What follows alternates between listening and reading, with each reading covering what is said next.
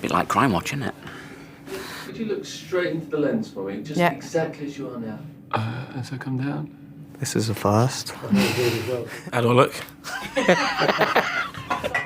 I've made it to the big time now.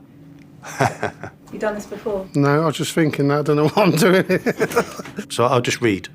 Yeah.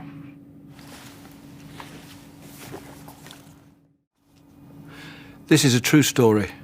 It was a Monday morning in July. Jonno had been working at Skanska for 12 years. He was getting ready to leave for a job 2 hours drive away from home. Jonno's partner May was up early to make breakfast. She wanted him to eat before the journey. Upstairs, 9-year-old Megan and 7-year-old Rose were still asleep. Jonno had already said goodbye to them the night before. Jonno left the house at 5:30 a.m. The roads were quiet. When he arrived at the site, Jonno went to the canteen and met up with his friend and work colleague, Ryan. They had a laugh because it was during the World Cup and Jonno was the only Scot on site. Jonno was 4 weeks into the job. It was tough, 12-hour shifts. But Jonno pushed on because he cared about his work and he wanted to do his best. His partner May was noticing how exhausted and worried he was at the weekends. That Monday, Jonno was plant attendant. His friend Ryan was driving and operating the machine. But something didn't feel right. The usual supervisor wasn't on site, and there were another 2 men short in their crew. They had been working to a new procedure. It meant that Jonno and Ryan were operating in a smaller space than they were used to. Jonno had already flagged concern about this with his supervisor the week before. He was worried about causing a delay if he spoke up again. So Jonno and Ryan started work. Jonno had to move to the back of the plant because the usual process for lifting had changed. Ryan turned the machine with Jonno out of sight. Then it happened. The machine swung round. Jonno got crushed in a 6-inch gap between the back of the cab and part of the solid structure behind him. He tried to shout. He couldn't. Ryan realised what was happening and pulled the machine back. The other men took Ryan away. They wouldn't let him see his friend. Jonno could hear everything going on around him. He was tired. Wally, one of the concrete gangers, was trying to keep him awake. When the air ambulance arrived, Jonno was still conscious. They got to hospital and a policeman said he needed to stay with Jonno in case this turned into manslaughter. Jonno heard. Hospital staff inserted a chest drain to release the blood. Then Jonno passed out. When Jonno's partner May and his mum Gail got to the hospital, Jonno was already in a coma. He had broken bones in his neck, a collapsed lung, internal bleeding, 8 broken ribs and cuts to his face. His spleen had been removed. Nobody knew if he would survive the night. May didn't leave Jonno's side. 5 weeks earlier, the couple had lost a baby at 13 weeks. Now May had to find a way to tell her daughters about what had happened. 9-year-old Megan asked, "Is Daddy dead?"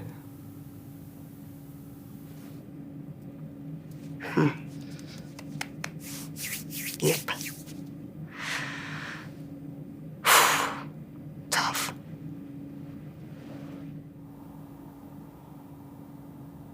I actually have nothing. It's just...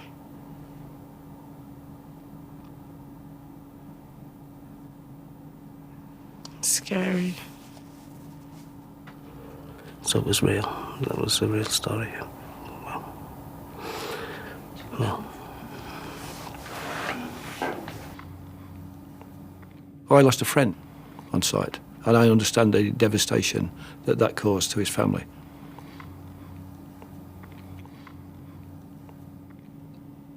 Yeah, just have anyone going through that, just that phone call that completely ruins your life. It just completely changes your life. And to think about May going through that, getting that phone call and having to rush to hospital. Yeah, it's just completely awful, completely devastating.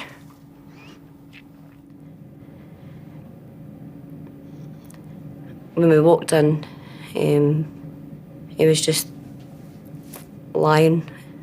There was a machine breathing for him. It was a shock. something that I still see. I still see it pops into my sleep sometimes, but it was a big shock. A really big shock.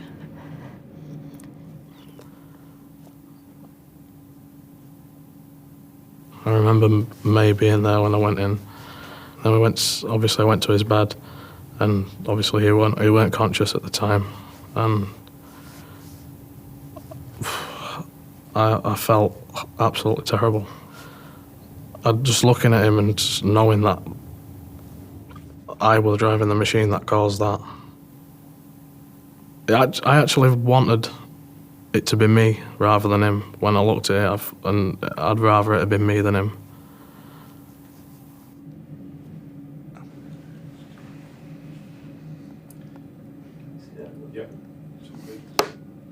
Well, because I've had my spleen removed, I've no immune system, so I've no way of fighting colds and flus and that off. I'm on antibiotics for the rest of my life. If it's a really bad cold or flu, it could be potentially life-threatening. But as time got on, as the pain started healing, it was mere flashbacks, because you were waking up 2, 3 times a night, and you're thinking about it as if you were there again. Every day you go to work, I suspect, I think we all do that, you're going to come home that day, but it's never a guarantee, ever. It's quite often small day-to-day things that people just take for granted, and then that's the thing that can go wrong and go badly, yeah. And there's a number of times when I've gone to do a certain job, I'm thinking, I don't really feel comfortable about going up this particular ladder. There's no lights, it's dark, it's going to be in a confined space. The moment I took two steps, I'm thinking, no. Scans always says, if you feel uncomfortable, don't do it. If something don't feel right, it's probably not. I never in a million years thought something like this would happen to me, and it did.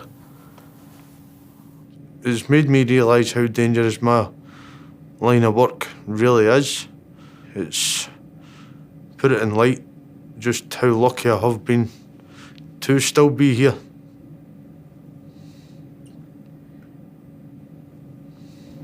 I think it's made us stronger in a way, because we've realised that we nearly had nothing. So it's made us really grateful that he's there. He just gets on with it, but I think I'll always be a wee bit scared. But as a couple and a family, I think it's made us stronger.